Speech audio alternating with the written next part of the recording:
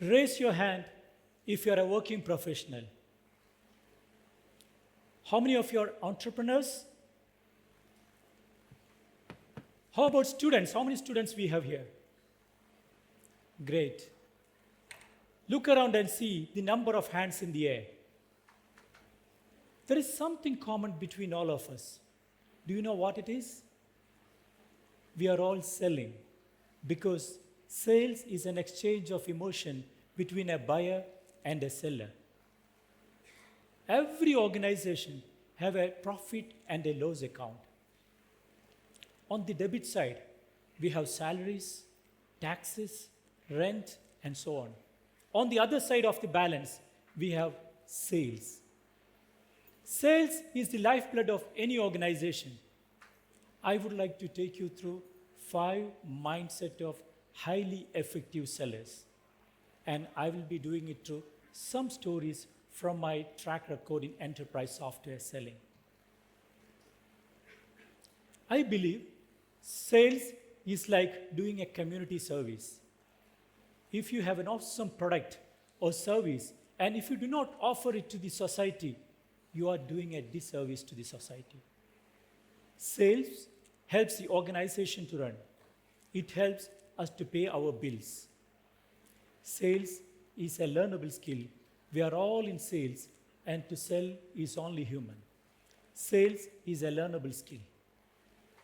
I would like you to have a close look at this picture and answer my question in next 5 seconds. Would you cross this bridge? Yes or no? This is not a photoshopped image. It is a real suspension bridge from Lebak, Indonesia. Those who said yes, are you trained to cross this bridge? Most probably you are not. If you are trained to cross this bridge, you will cross with confidence, like a lion, without fear. But if you are not trained to cross this bridge, you will cross with fear. Fear of falling, drowning, and getting injured.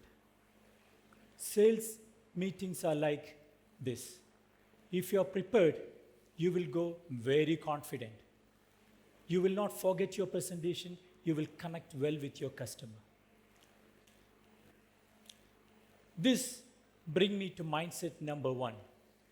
With your permission, let me take you to Oman, where I was meeting a particularly tough customer.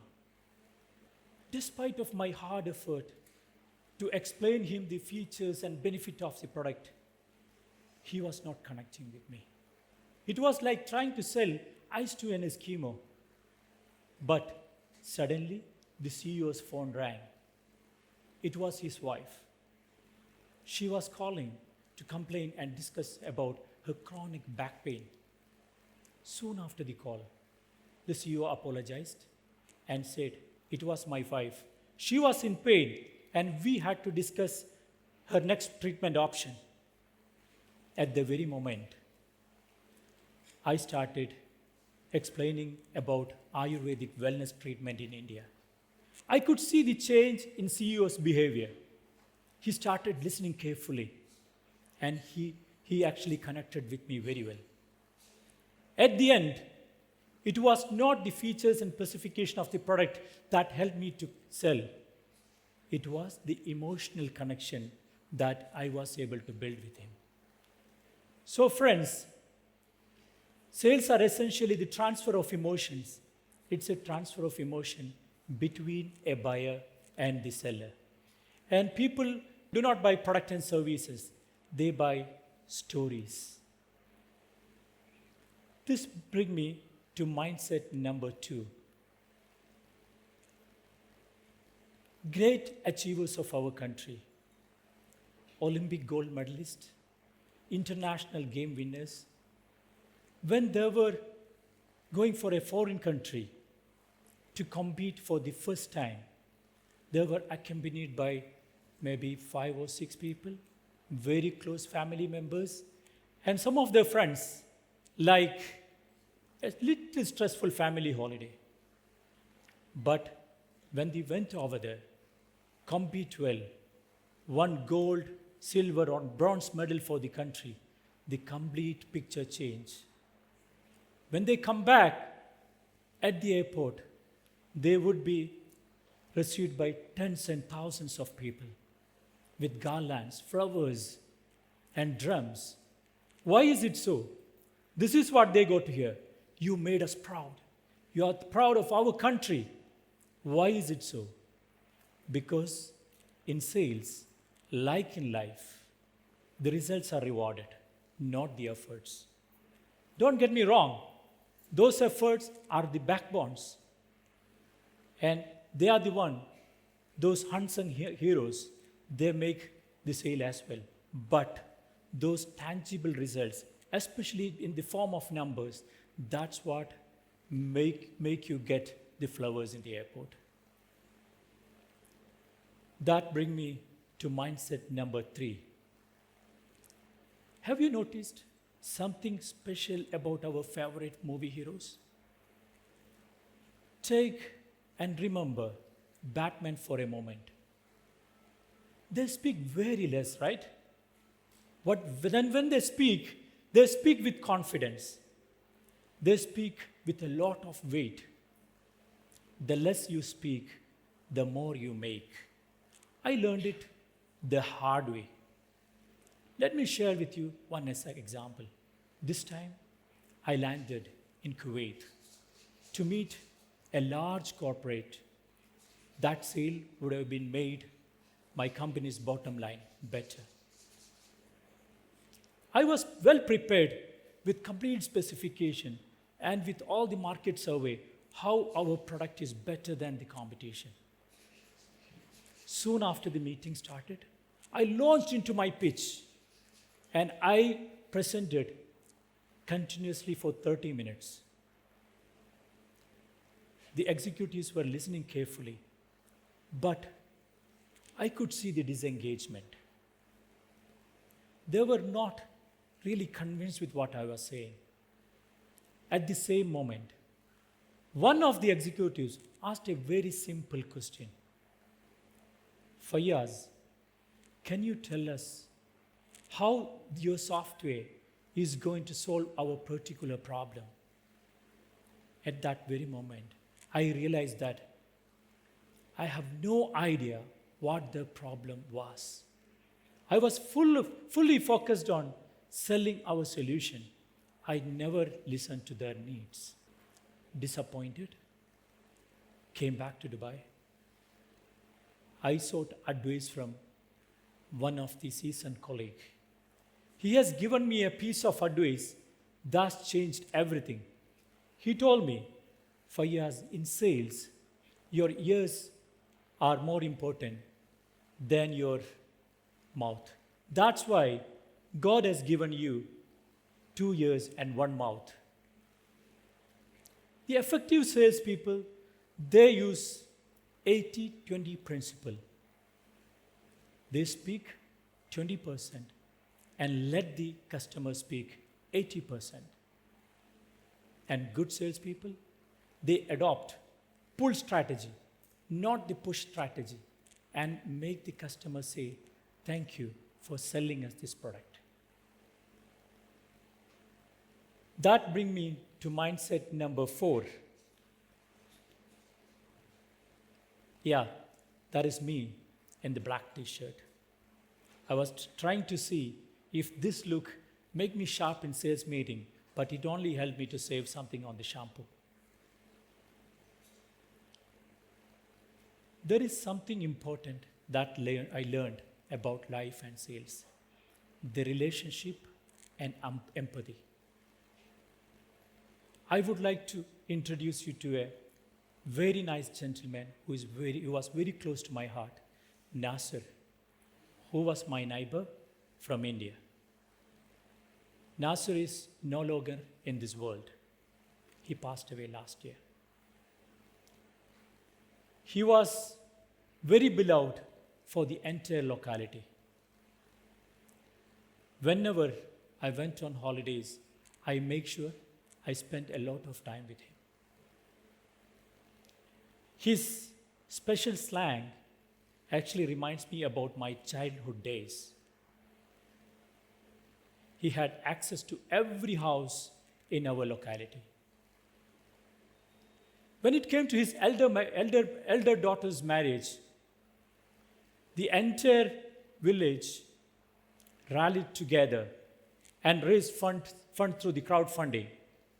Surprisingly, the money raised was more than enough for his second daughter's marriage, which was scheduled for the future. Nasser's story reminds us about the relationship and the empathy. In life, the relationship matter more than that of the transaction.